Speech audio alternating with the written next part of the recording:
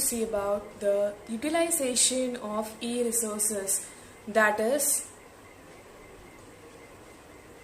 e-resources, it is an electronic resources in which that it can be classified as an electronic books, emails, digital collection of data, etc.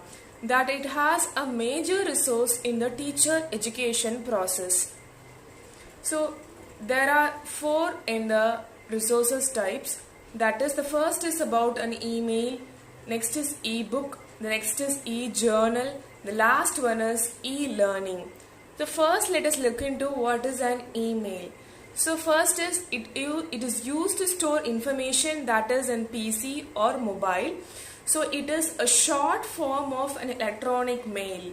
So it can be more plainly, and it can be sent in the format of images, files and others, and it can be sent by an individual or a group, and that can be sent and read in milliseconds.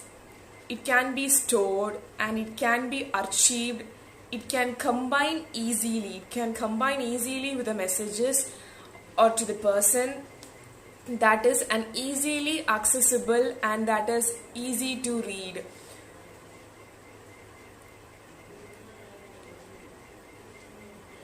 It is a well-known computer-based application. It is an electronic equivalent of a letter, but it with the advantages in time, in less, and in flexibility.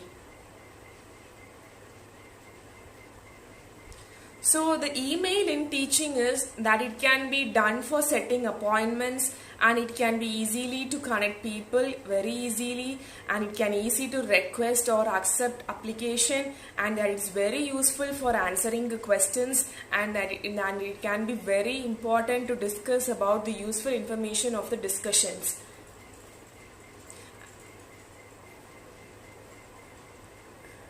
So the next, the advantages of email in the combination of in which immediately the telephone with the control that it can be choose to read your post. So it means that someone can send a message that it can be known in milliseconds, but the receiver can choose to read, but the receiver can read and respond to it very instantly. So the another advantage of email is about the ease with the messages, and that can be stored and it can be retrieved also. So that email in teaching, the first is the email can be used for the discussions also. The students, everyone has a chance to participate of their messages and can send to the members of the group. And the implications of the teaching in the teaching field is the students must have to access the network facilities to connect to the mail. So they must know how to the system, how to use the system for receiving and storing messages also we should know. So the email must be the integral part of the course. So the email must be the communicative system to the participating members. So this is all about the email. The second is about the e-book.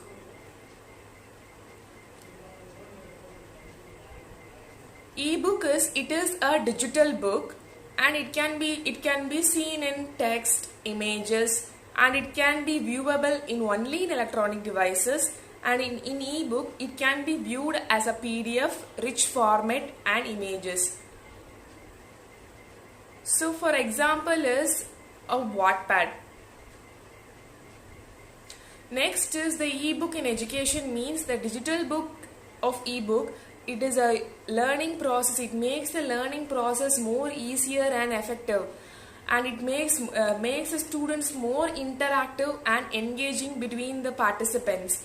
And the e-book accessible is the very faster one, and it is the very easiest one for the students. So it makes the students to make more video viewing and the animation viewing. The students get more interactive with the more pictures and videos and animations in the online platform. So these are the uses of e-book in the education process.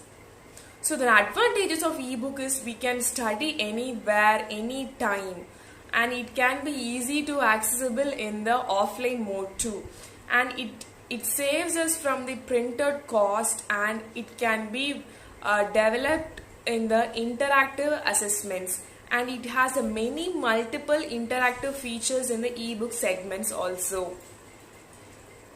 Next, the third one is about the e-journal. It is also called as an electronic mail. It is made only in the electronic format, that is on internet. It can be read only in the desktops on the website issue. The characteristics of e-journal is only for the timely access. It has only the suitable time to read it when it comes to the online platform, and it supports the searching capabilities, and it saves the physical storage space. It contains multimedia information, and that is, and next one, the very important one is about it is an environmental friendly. And in e-journal we have three types, that is a classical e-journal, parallel e-journal, and database model.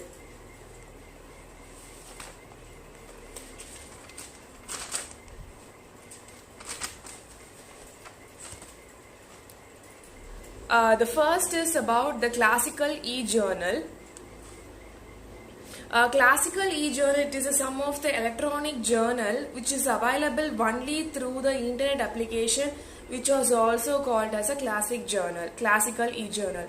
The parallel e-journal is these types are published simultaneously in both forms, printed and electronic.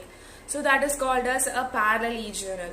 The third one is about the database model. The database model is a centralized database maintained by the publisher and the subscribers, which are given permission to allow the database that we search software in the central computers to locate and download articles from the website. This is called as a database model. And next is the last one is about the e-learning. E-learning is a formalized teaching with the help of the e-resources, and it helps to deliver knowledge to the aspirants. So we have next is the types of e-learning. The synchronous e-learning, it is a learner's interaction from the different location. Synchronous learning, and the second type is the asynchronous learning. The synchronous learning is a learning interaction from the different locations. The asynchronous learning is an online training mode with an instructor who is not in the online. So that is known as types of e-learning. So why the benefits of e-learning is it saves time and it saves money too, and we can access content through the only in online. It saves travel, it saves an accommodation too, it saves the material cost. And why e-learning is important? E-learning provides the scalability which helps in providing training. All students can receive the same types of system study materials in the online too. So this is called as an e-learning process. So this is the importance of e-learning. The other types of e-learning is a lesson-based learning, one-on-one learning, group learning, course-based learning, video-based learning, article-based learning, app-based learning. So these are the other types of e-learning. And these are the e-learning tools. Some of the e-learning tools are the Google Drive, Momentum, Google Calendar, Mural, and Just Press Record. And finally we come to a conclusion, that is, so e-resources strengthen our additional skills of ICT development, and it makes people more easily accessible in all ways. So these are all about email, ebook, e-journal and e-learning. Thank you. Thank you for the patient listening.